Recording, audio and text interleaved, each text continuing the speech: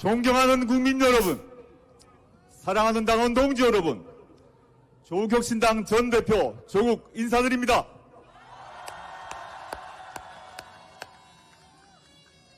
저는 이제 국회의원이 아닙니다. 저는 이제 조국혁신당의 당대표가 아닙니다. 저는 이 자리에 여기 계신 여러분과 똑같은 평범한 시민의 한 사람으로 이 자리에 섰습니다.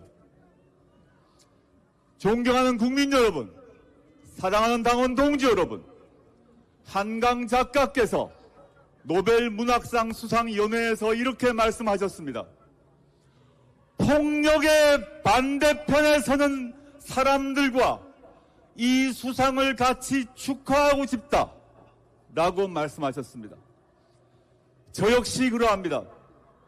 여기 계신 모든 국민 여러분, 그리고 조국혁신당 당원 동지 여러분들은 그 어느 것도 아닌 국가 폭력의 반대편에 서기 위해서 이 자리에 오신 건 아닙니까?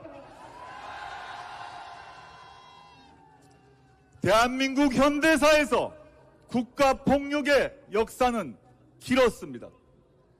멀리는 5.16, 12.12, 5.17 이런 숫자가 우리에게 의미하는 것이 무엇이었습니까? 국가 권력의 억압에 의해서, 폭압에 의해서 우리 국민들은 피를 흘렸고 죽었습니다.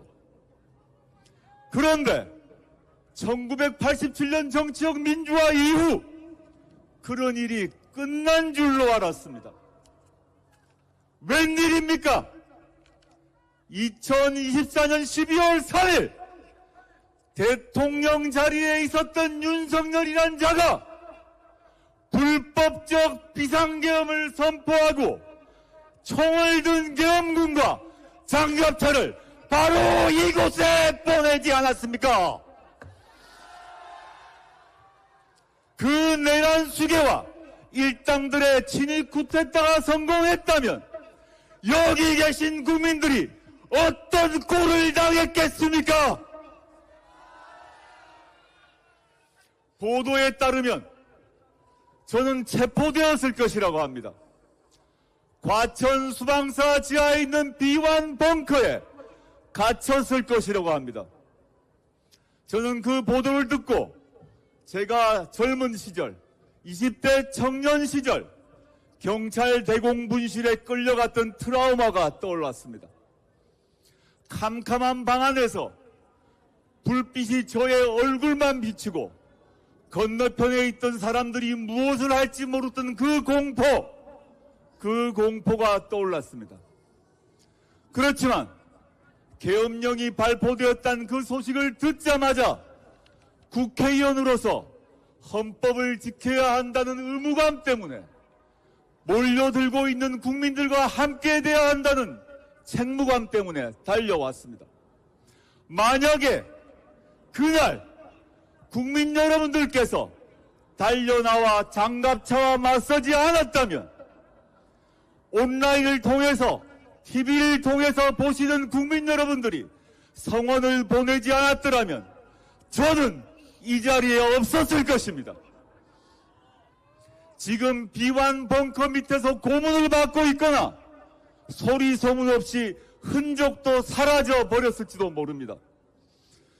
다름 아니라 국회 안에서 싸웠던 국회의원보다도 헌법을 지키기 위해 계엄을 해제하기 위해 싸워주셨던 당원 동지 여러분과 국민 여러분 때문에 저는 이 자리에 있을 수 있었습니다. 대단히 감사합니다.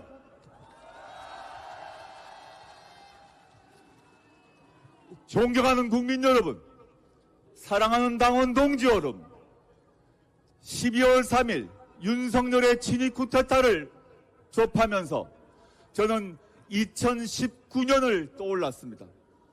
검찰총장 윤석열이 더 많은 권력을 얻기 위해 자신의 권력을 오남용했을 때 수많은 국민들이 서초동에 나와 촛불을 밝히셨습니다. 거대한 서초동 십자가를 만들어 주셨습니다. 그 덕분에 저는 여기에 있을 수 있었습니다. 거대한 서초동 십자가가 만들어졌지만 윤석열 쿠데타를 막지는 못했습니다. 거대한 서초동 십자가에도 불구하고 윤석열은 대통령이란 자리를 차지했습니다. 윤석열이 대통령이 되고 난 뒤에 윤석열은 어떤 행동을 했습니까? 어떤 정책을 펼쳤습니까? 어떤 정치를 펼쳤습니까? 대한민국을 위하는 정치를 했습니까? 국민을 위한 정치를 했습니까? 민생을 위한 정치를 했습니까? 아니었습니다. 그는 오로지 자기 자신과 자기의 배우자를 보호하는 것, 자기와 권력의 이해를 같이 한 자들의 이익을 도모하는 것, 그 외에는 관심이 없었습니다.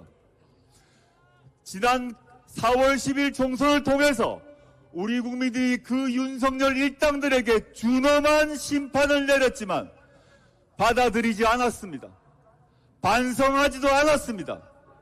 오히려 불법적인 내란을 통해서 우리 국민들을 억압하고 탄압하고 자신의 권한을 늘릴 생각밖에 하지 않았습니다. 그러나 우리 국민은 위대합니다. 위대한 우리 국민은 맨몸으로 계엄군과 맞섰습니다. 맨몸으로 장갑차와 맞섰습니다. 맨몸으로 윤석열과 맞섰습니다. 그리하여 우리가 오늘 이 자리에 와 있는 것입니다. 지난 1차 계엄, 지난 1차 탄핵소추 실패했습니다. 그러나 오늘 우리는 성공할 것입니다.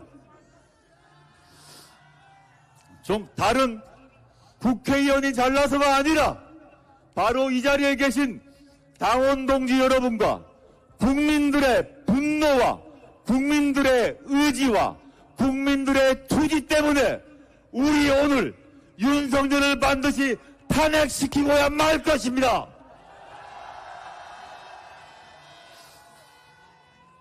존경하는 국민 여러분, 사랑하는 당원 동지 여러분, 윤석열 탄핵은 끝이 아닙니다. 윤석열은 죗값을 받아야 합니다.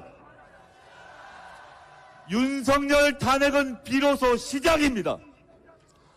탄핵에 이어 윤석열과 그 일당이 범했던 내란 범죄 등 각종 중대한 범죄에 대해서 반드시 처벌되어야 합니다.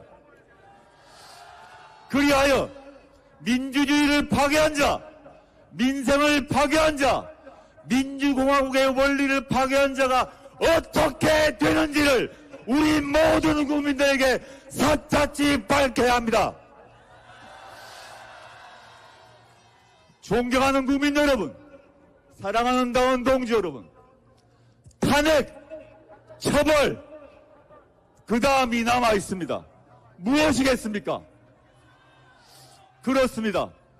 우리는 윤석열을 탄핵하고 윤석열을 구속 처벌하고 반드시 정권 교체해야 합니다. 제4기 민주정부를 만들어야 됩니다. 정권 교체를 하여 지난 정부가 하지 못했던 수많은 개혁을 통해 민생과 복지를 강화하는 새로운 대한민국을 만들어야 합니다. 그럴 때만 우리의 이 투쟁은 성공하는 것입니다. 탄핵은 시작에 불과합니다. 탄핵하고 처벌하고 정권 교체하고 민생과 복지가 확실히 보장되는 대한민국을 만들어야 합니다. 존경하는 국민 여러분, 사랑하는 당원 동지 여러분, 불행히도 저는 그 투쟁의 대열에 함께 못할 것 같습니다. 저는 이제 물러갈 시간이 된 것 같습니다. 그렇지만 저는 슬프지 않습니다. 그렇지만 저는 염려하지 않습니다. 왜냐? 저를 대신하여 조국혁신당의 당원 동지들이 그리고 수많은 국민들이 저를 대신하여 10배, 100배 싸워주시라고 믿기 때문입니다. 저는 잠시 쉬겠습니다. 저는 잠시 멈추겠습니다. 저는 잠시 물러가 있겠습니다. 존경하는 국민 여러분, 사랑하는 당원 동지 여러분, 하나 부탁드리고 물러가겠습니다. 하나 당부드리고 물러가겠습니다. 저를 대신하여 윤석열 탄핵에 앞장서 주시겠습니까? 저를 대신하여 윤석열과 그 일당들의 처벌을 끝을 보도록 싸워주시겠습니까? 저를 대신하여 정권 교체를 이루고 제4기 민주정부가 수립되는 그날까지 지치지 않고 싸워주시겠습니까? 마지막으로 저를 대신하여 새로운 민주정부 하에서 민생과 복지가 보장되는 그런 세상을 만들도록 끝까지 싸워주시겠습니까? 저는 믿습니다. 당원 동지를 믿고 국민 여러분을 믿습니다. 우리는 지난 1년 동안 조국 신당의 깃발 아래 가장 먼저 검찰 해체를 주장해왔고 가장 먼저 탄핵을 외쳐왔습니다. 드디어 그 시간이 왔습니다. 오늘 혹시 성공할지 모릅니다. 그러면 포기해서는 안 됩니다. 다음 주에 또 해야 됩니다. 그 다음 주 또 해야 합니다. 저에게 약속해 주십시오. 포기하지 않을 것입니까? 저에게 약속해 주십시오. 지치지 않을 것이지요. 감사합니다. 저는 여러분을 믿고 물러갑니다.